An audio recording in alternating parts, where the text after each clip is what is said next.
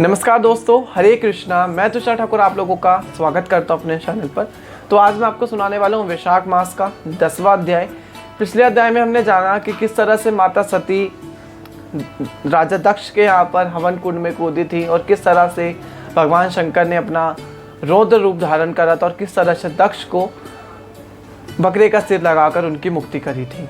तो आज मैं आपको सुनाने वाला हूँ वैशाख मास का 10वां अध्याय। तो देख लेते हैं कि वैशाख मास का 10वां अध्याय किस प्रकार महत्व है। 10वां अध्याय। श्री शिव जी महाराज ने ब्रह्मचर्य व्रत धारण कर लिया। गंगा तट पर एक वृक्ष के नीचे तप करने लगे। दक्ष की पुत्री पतिव्रता सती ने राजा हिमालय के घर उसका मेनका के घर से पार्वती के रूप में जन्म लिया तथा वहीं पर उनका पालन पोषण होने लगा। इसी समय तारकसुर नामक एक राक्षस उत्पन्न हुआ जिसने महातप करके ब्रह्मा जी से यह वरदान पा लिया था कि सब देवता, राक्षस, नाग व मनुष्य किसी से नहीं मरेगा, परंतु रुद्र भगवान के पुत्र से तेरी मृत्यु होगी। राक्षस ने सोचा कि जब शिवजी की स्त्री ही नहीं तो पुत्र कहाँ से होगा, फिर मृत्यु ही कैसे हो सकेगी। इस कारण कह दिया कि तथास्तु। ऐसा वर पाकर तारकसुर सबको दुख देना आरंभ कर दिया। देवताओं को अपना दास बना लिया और देवगणों को दासी।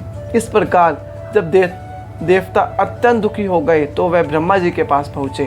ब्रह्मा जी ने उनके दुखों को सुनकर कहा यह वर देते समय हमने उस राक्षस को कहा था कि उसकी मृत्यु शिव के पुत्र से ही होगी, अतः सिवाय रुद्र के पुत्र के उसकी मृत्यु और किसी उपाय से नहीं होगी। शिव जी की स्त्री सती ने दक्ष के यज्ञ में अपने प्राण त्याग दिए थे, तब उसने पार्वती के रूप में हिमालय के घर में जन्म लिया। परंतु रुद्र भगवान हिमालय के शिखर पर घोर तप कर रहे थे, सो ऐसा उपाय करना चाहिए जिससे रुद्र का पार्वती के साथ परिग्रहण हो जाए। तब सब देवताओं ने इंद्र सहित अमरावतीपुरी में जाकर गुरु बृहस्पति जी से सलाह ली और फिर इंद्र ने अपने कार्य की स्थिति के लिए नारद तथा कामदेव को बुलाया और उनसे कहा कि वह हिमाचल के घर में जाकर उनको समझाए कि पहले जन्म में दक्ष की पुत्री श्री शिवजी की पत्नी अब पार्वती के रूप में मैं तुम्हारी पुत्री हुई हूँ। सती के वियोग में श्री महादेव जी तुम्हारे शिखर पर तप कर रहे हैं, इसलिए तुम अपनी कन्या का विवाह उनसे कर दो जिससे वह जाकर उनकी सेवा कर सके।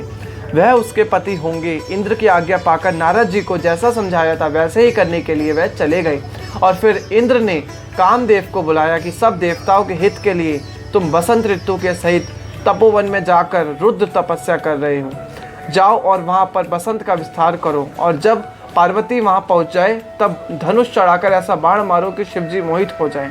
उनका संगम होने पर सब कार्य अवश्य पूरे हो जाएंगे। कामदेव ने ऐसी आज्ञा पाकर अपनी रति को साथ लेकर तपोवन में बसंत ऋतु का प्रसार किया। एक समय श्री महादेव जी के पास उनकी सेवा करने के लिए पार्वती जी गईं। तभी कामदेव ने पीछे की तरफ से वृक्ष की ओट में आकर शिव को बाण मारा और शिव जी का मन चलायमान कर दिया। कामदेव दूसरा बाण से चलाने ही वाले थे कि शिव जी यह विचार उत्पन्न हो गया कि उनका मन इतना चंचल कैसे होने लगा, इसका क्या कारण है। जब उन्होंने चारों तरफ देखा तो कामदेव दिखाई दिया। क्रोध से अपने मस्तक से तीसरा नेत्र खोला तो उसमें ऐसी अग्नि उत्पन्न हुई जिससे सारा संसार भयभीत हो गया और उस अग्नि से धनुष सहित कामदेव भस्म हो गया। बसंत और रति भी भयभीत होकर भाग गए तथा पार्वती जी भी एक और डरकर दूर जाकर खड़ी हुई। तब स्त्री का निकटता दूर करने के लिए महादेव जी भी अंतर्ध्यान हो गए। हित के सिद्ध करने वाली देवताओं का कार्य सफल ना हुआ किंतु उल्टा अनर्थ हो गए।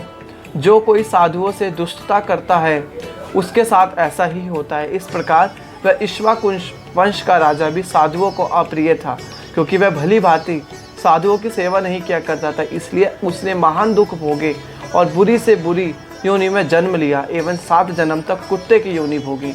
इस प्रकार कामदेव जी ने शिव जी का अप्रिय करने से दुख उठाया। इति श्री वैशाख मास 10वां अध्याय संपूर्ण। तो ये था वैशाख मास का 10वां अध्याय। आशा करूँगा आपको बहुत पसंद आया होगा। पसंद आया तो वीडियो को जरूर लाइक करिएगा। चैनल पर नए हो चैनल को सब्सक्राइब करना, हर बार की तरह अपने अच्छे सुझाव मेरे को देते रहिएगा। आज के लिए इतना ही, फिर मिलेंगे अगले एक वीडियो में। जब तक के लिए बोलते रहिए हरे कृष्णा। धन्यवाद।